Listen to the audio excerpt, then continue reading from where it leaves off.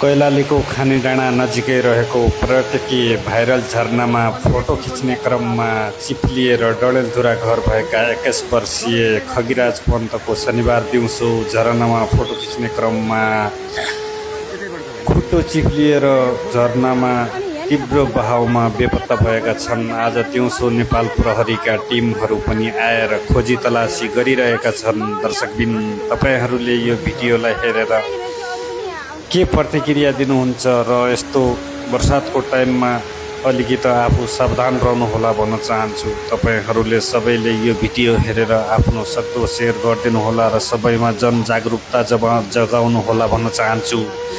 किनकि बर्सातको टाइममा झरनामा, खोलामा और भिरमा चाहिँ नजानु होला भन्न चाहन्छु।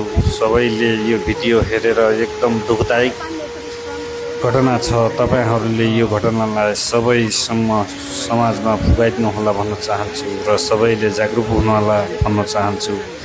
किनकि अहिले बर्सातको टाइम छ, बाटो और खोला नाला भिरमा चाहिँ नजानु होला। सबैले सचेत भएर जागरुक भएर रहनु होला भन्न चाहन्छु। धन्यवाद, नमस्कार।